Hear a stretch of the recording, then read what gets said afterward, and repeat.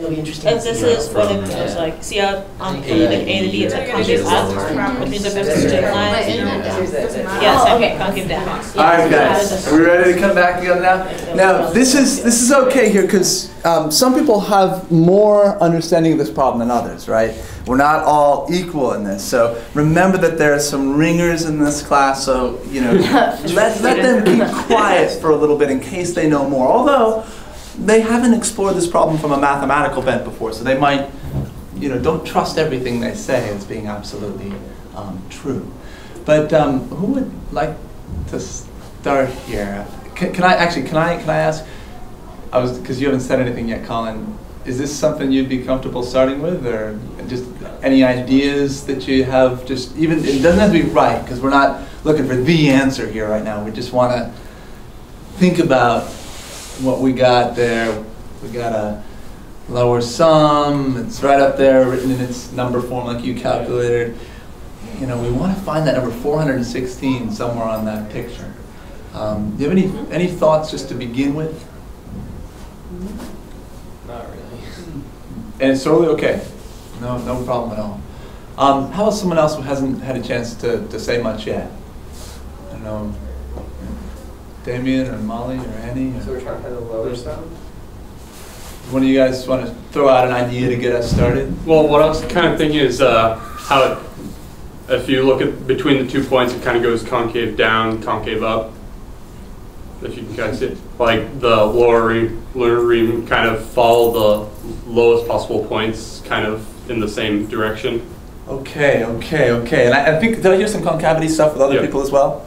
Okay, so tell me why you think the concavity is important there, Damien? Because it kind of would determine the variation between the points. All right, so if it's concave up and it's concave down, how will that change our points here? Like if it's concave down, the point would be closer to the second number. Or so if it's concave down, closer to the left or right? To the left. To the left. If it's concave up? Probably closer to the right. Let's see. Oh, sorry. This is concave down, isn't it? Yeah, that's concave down. So where would it be here? Where would the point be? Left or right? More to the right than. More to the right. And when you say the point, you mean the? Like the app, which would be like the 1 or. The starting point. Okay. Sorry. Annie, Molly, do you guys want to build on what Damien's saying there? Well, we didn't really talk about concavity, but we thought that we thought of the Riemann sum as more relating to distance, so we were thinking of like anti-deriving. Because speed's kind of like velocity.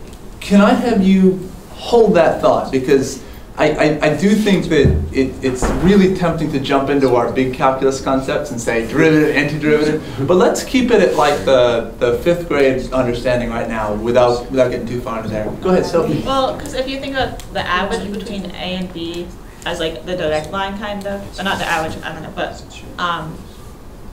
like A to B, if it was a straight line, then if it was concave down, it would be like overestimating, and if it was concave up, it would be underestimating. So I kind of was like, I'm liking this idea with the concavity and the overestimate and the underestimate. Can you guys bring us into what, because it sounds like you've got something going on there. All right, well, we were talking about, like, in physics, we do the area under the curve. If you have a velocity function to find the displacement. So what we were doing is making a secant line, I guess, between A and E, and then bringing it down for the lower estimate, and then B and F for the upper estimate, and then you calculate, because it's like a triangle. So what we were saying is it'd be like 10 seconds across and between 30 and 60 approximately. So that would be like. So you said A and E, did you mean A and F? Well, A and E, we were doing A and E for the lower and B and F. Oh, I see, okay. Because that's kind of how we were doing it in the table. Yeah, oh, I see, yeah. But just, I guess if you wanted to do like the average, and between A and F, and then you find the area under that, like function like that. So this is bringing in this is bringing in physics stuff. Can I say that maybe although I think physics stuff is good to think about, that might go beyond 5th grade, because like throwing an area under curve being distance, I'm like, whoa, where did that come? I mean, but I think that's don't lose that. All right. Domingo? Well, I was just looking at it in terms of, I was also, I had some more kind of physics stuff, but looking at that equation, distance equals time times speed. I was just thinking, well, for each interval, you know, the 30, 36, 40, 48, all that stuff, we're sort of assuming a pretty near constant speed. So I just sort of made a box of like 30, of like a horizontal line at 30. How far across? All the way to 2. And then effectively straight down towards 2. That would sort of represent like, if you think of it in terms of like 2 times 30 is equal to your displacement, your distance, because of that equation, time times speed. And I was just using a straight line because we were kind of assuming it was just like a straight line. Yeah, like right, yeah, exactly, like right there. Like right there. So the area of the box is yours. So Right, it's so like it's the area area. of So, So that would be your distance. keep going. What do we have here? I just got the area. You just got the area of the curve? Okay, yeah. No, like I didn't know what they were talking about, but when he said it, like. Okay. So throwing out that word area under the curve, that physics talk was like, whoa, we're not all there. But Yeah, it's not including that. what are we thinking about Domingo's idea? But I'm kind of, will you just explain it to me again, Domingo? Yeah. Sure. Well, like you know your equation over here, distance is equal to time times speed.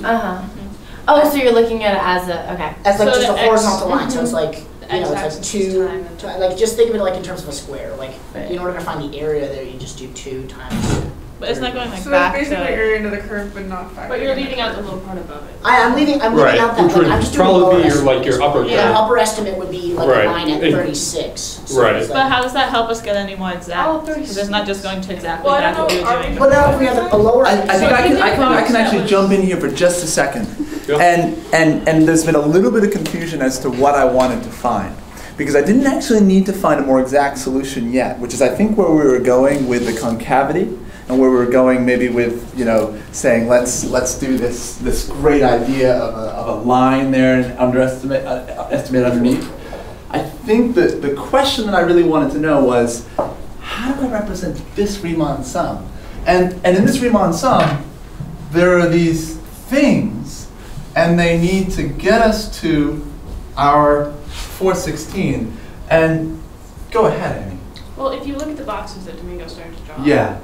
They're like that's the 2 by 30. Uh-huh. Which is like the underestimate. So then if you do the next box, it'll be a little higher up, and then if you added together the area of all those boxes, you'd get your 460. Right. Tell me how to get the next box. Well, it would be the next interval It'd be the is 40. still 2 seconds, so it Uh-huh. starts at 2 and it goes to 4, but it goes up But to it 36. starts up at 30. It was basically the corner. Yeah, the Yeah. corner of B. So you Yeah. start at the corners and go down, Right. and you just keep on And then doing you Then you it. keep going like that. Feeling. And then the upper bound would be the 36 to the left. So it would basically be C going through. Right. Can I just check here, Colin? You weren't quite sure where to begin. Would you know where to draw the next box? Oh, that's where that's C coming from. over. C over. Hannah, what about the next one? D. D. Yeah, we cool with this? Yeah. All right, guys, that's it.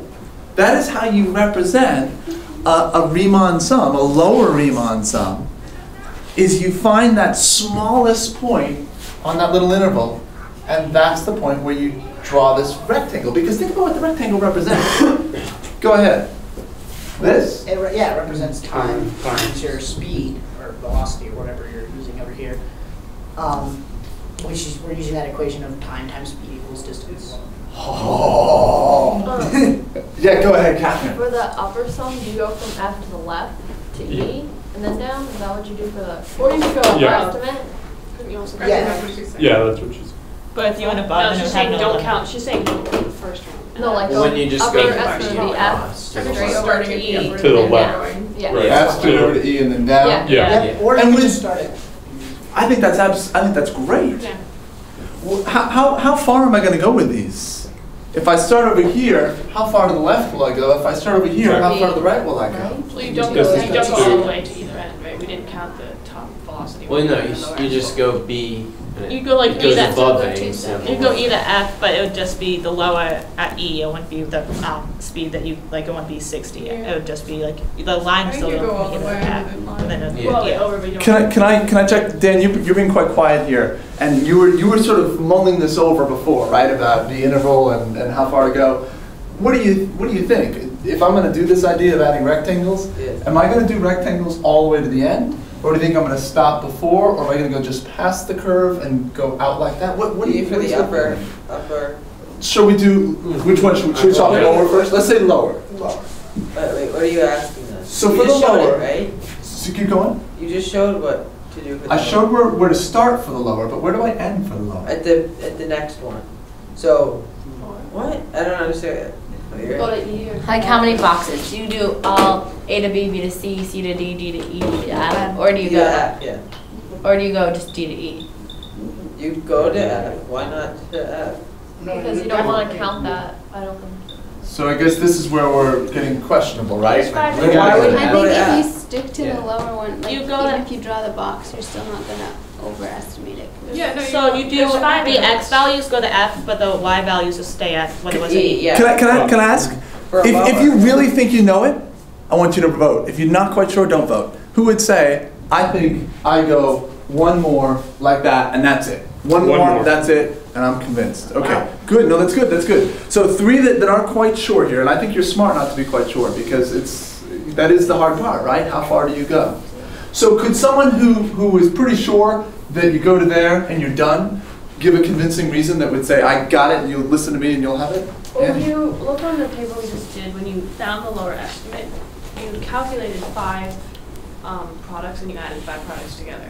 So if you wanted to do that again, you would need to have 5 boxes. So each of those boxes is like a product. Okay, I guess I was thinking of it Otherwise from you're the not- start. Like I was thinking of it as a table, and there was 5 in this. But if you think about the differences between them, Yeah, so you need a product for each. And this is interval. just, Yeah. you're still counting it. And 10. you have to go till 10 seconds because the interval is 10 seconds, so you can't stop before 10 seconds. That's not before 10. How about Dan and Molly? Yeah, 2 things. First, obviously this is, I think, probably correct for the lower estimate because why would you stop at 8? Like, there's no rational reason to stop at 8. Why not go past? Why not go 10 to 11 like you were Because saying? then you're not, you don't know what's happening after F. You don't know where G is, and so there's no point.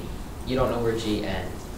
And so if you're only looking at the first 10 seconds, there's no point in counting G. Also, you could never find an upper estimate for F to G. You can find a lower estimate, but not an upper Now, one. hang on a second. When you say G, He's saying He point. said The next point, that would and be. can someone give a good reason why there can't be another point beyond? Well, we don't have it. It's not It's in the 10, document. yeah. Well, assuming that Well, in the problem itself, isn't there a statement that says something about It's we're never look- decreasing during a 10-second interval, so we don't know what happened Yeah, after. during 10. but even in the problem, we want to find the distance over 10. 10 seconds. 10 seconds. So I think that's actually where we're at is, Yeah. look, 10 seconds, that's all we're talking. We're not going past. We're not worried about 11 or 12 because we want to know an estimate for the distance over That's 10 what I'm seconds. saying, Yeah, good, good. So even though there might be something else, we're not care about it. We just want those 10. Molly? I was also gonna say, like, what we were doing when we were adding them together is, like, if we were doing the lower ones, we wouldn't count 60, and in this one, we're not counting 60 either, because if we were, we would be counting F, and we're not. Right. Or we would, So like, like it's it's the same higher idea. stuff touches. Yeah. I love it. And then for the upper estimates, we didn't count 30. And we didn't count 30, which we But- aren't doing Right, either. because it would just, it would Should be just above. hit it. And also, though, Mr. Ryan, Yeah, can you keep- show the red thing again? Sure, show the red thing. No. I was just gonna say for the upper estimate, Yeah. all you need to do is rather than them starting at the lower thing, they start like so like it would the Send all second one would be boxes like to the touch first the one. right Yeah, box. they would basically just be translated, I guess They would translated just over slide and then it. add They'd all be that. moved So up. then I'll Just be slide, taller. then I'll slide up by, Well, you could also think of it as Like the moving right over. corner But would touch the And then next you point. get another Right. one. Yeah, that's what I was gonna say, Molly, was that you translate it over And 2 then add an seconds and then add. So this is really cool, isn't it? For the upper, I mean, there's so many different ways to think about it. Catherine's way, starting at F and going back, you know, translating it over, or just, yeah, I mean, there they are, the upper. There, we've got the difference. Isn't that cool? So the error is the difference between the upper and lower, right? Are those the same numbers that we got?